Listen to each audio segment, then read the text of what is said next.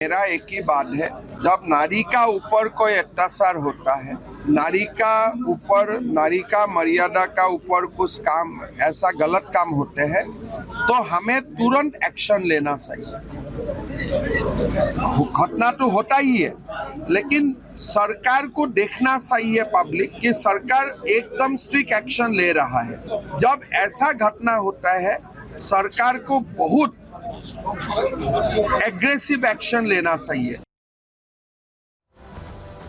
तो मुख्यमंत्री हेमंत बिस्वा को आप यहां पर सुन रहे थे और आपने देखा कि किस तरह से वो एकदम सख्त नजर आ रहे हैं ये जो घटना हुई है उसके खिलाफ, और उन तमाम एक्शन की जो बात कर रहे हैं वो जमीन पर दिखाई भी दे रहे हैं। लेकिन ये दो तस्वीरें इस वक्त हम आपको दिखा रहे हैं।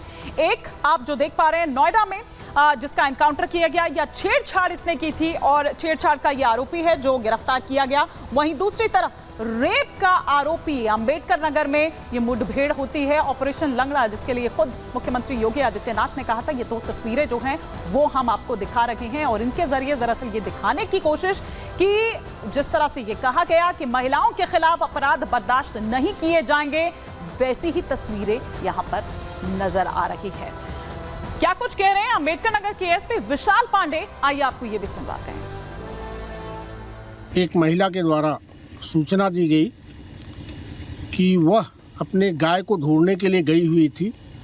उस दौरान एक व्यक्ति उससे बात करते हुए उसका गला दबाकर उसके साथ दुष्कर्म की घटना कारित किया।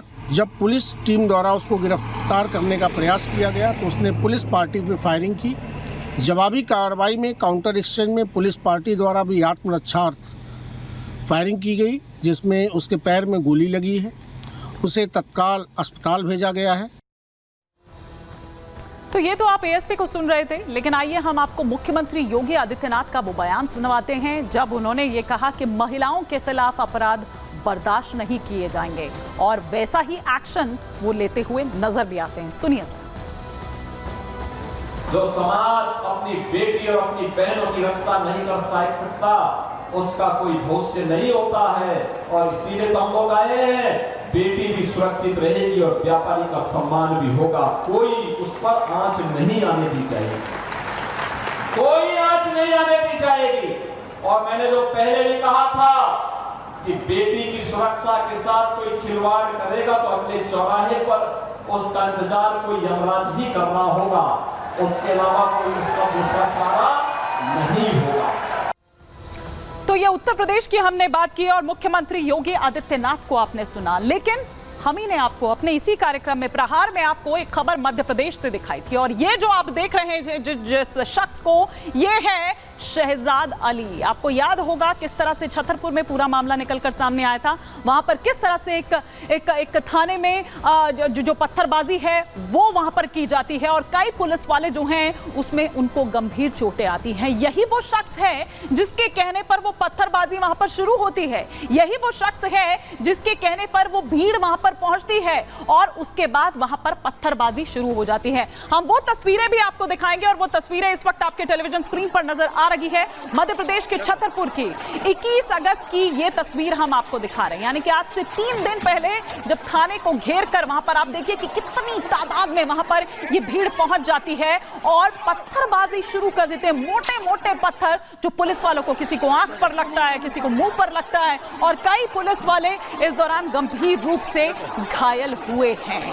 और फिर उसके बाद किस तरह का एक्शन होता है वो भी हम आपको दिखाएंगे, लेकिन क्या तस्वीर थी उस वक्त वो हमने आपको दिखाई। और उसके बाद किस तरह का एक्शन होता है ये मोहन सरकार का कोतवाली पर अगर आपने पथराव किया, पत्थरबाजी की, तो फिर उसके बाद शहजाद अली की जो संपत्ति है उस पर चलता है बुलडोजर। ये पूरा जो घर है उसका, पूरी जो इमारत और वहां पर जो भी पूरी संपत्ति आप देख रहे हैं, ये पूरा जमीन दोज कर दिया जाता है। 20 करोड़ का ये घर, जितना आलीशान है उसकी कीमत भी आप सुन लीजिए। 20 करोड़ का ये घर जिसकी लागत थी और ये आलीशान घर जमीन दोज कर दिया जाता है, क्योंकि अपराध अगर आप करेंगे तो आप बख्शे नहीं जाएंगे।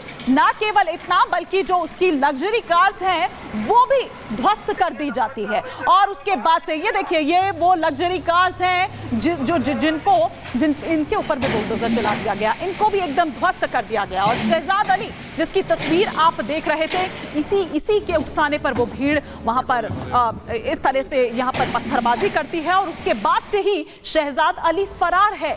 टीमें गठित की गई है, दबिश दी जा रही है जगह जगह शहजाद अली को ढूंढने के लिए, लेकिन अभी तक शहजाद अली का अता पता नहीं है। और उससे पहले किस तरह से उसकी संपत्ति पर बुलडोजर चल रहा है, उसकी लग्जरी कार्स पर बुलडोजर चल रहा है, वो हमने आपको दिखाया। अब हम आपको सुनवाते हैं कि क्या इस पर बीजेपी की ओर से किस तरह के रिएक्शन सामने आ रहे हैं। जो प्रदेश अध्यक्ष हैं विष्णु दत्त, उनका क्या कुछ कहना है, ये सुनवाते हैं।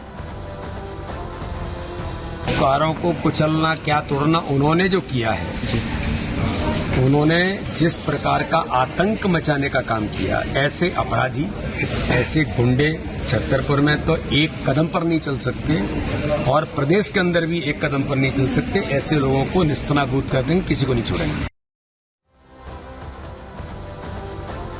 और आइए अब आपको बताते हैं कि किस तरह से जो मेवात के जंगल है, वहां पर चल रहा था अलकायदा का कैंप, अलकायदा का आतंकी कैंप। कैसे ये चल रहा था, कैसे भनक नहीं लगी, आइए करते हैं इस पर बात।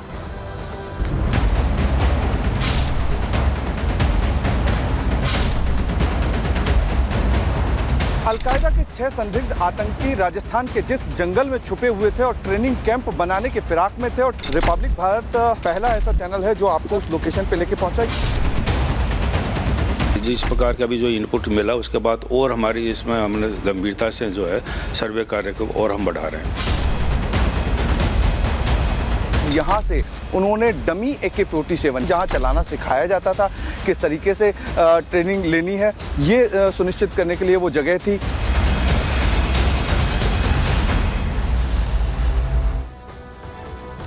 तो गजब की बात है कि मेवात के जंगलों में ये आतंकी कैंप, ये अलकायदा का कैंप जो है वो वहां पर चल रहा था। बाकायदा ट्रेनिंग वहां पर, हथियार चलाने की जो ट्रेनिंग है वो वहां पर दी जा रही थी, लेकिन किसी को कानो कान खबर नहीं लगती है। किसी तरह का कोई ऐसी जानकारी नहीं, इनपुट नहीं कि यहाँ पर क्या हो रहा है। आपकी नाक के नीचे ही ये फेल्योर है। जाहिर सी बात है कि जो आपकी वहां पर इंटेलिजेंस जो यूनिट है, वो इंटेलिजेंस यूनिट आपकी क्या कर रही थी कि आपको कानो कान खबर नहीं लगती है कि यहाँ चल क्या रहा है। समोसे मिलते हैं वहां पर, नमकीन के पैकेट्स मिलते हैं वहां पर, कई ऐसे साहित्य मिलते हैं वहां पर, आतंकी साहित्य मिलते हैं वहां पर। जब रिपब्लिक भारत वहां पर पहुंचता है, जब वो जांच करता है, पड़ताल करता है, तो वो अपनी पड़ताल में क्या पाता है, ये हम आपको सिलसिलेवार तरीके से बता रहे हैं। जंगल में किस तरह से ये आतंकी कैंप चल रहा था और फिर दिल्ली पुलिस की जो स्पेशल सेल है उसको बड़ी कामयाबी हाथ लगती है।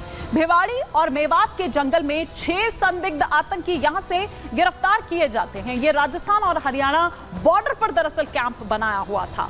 जंगलों में कैंप्स बनाकर आतंकी ट्रेनिंग ले रहे थे ताकि उनको आसानी रहती छिपने में, बाकी लोगों को इसकी भनक ना लगती। हथियार चलाने की ट्रेनिंग ले रहे थे ये संदिग्ध आतंकी।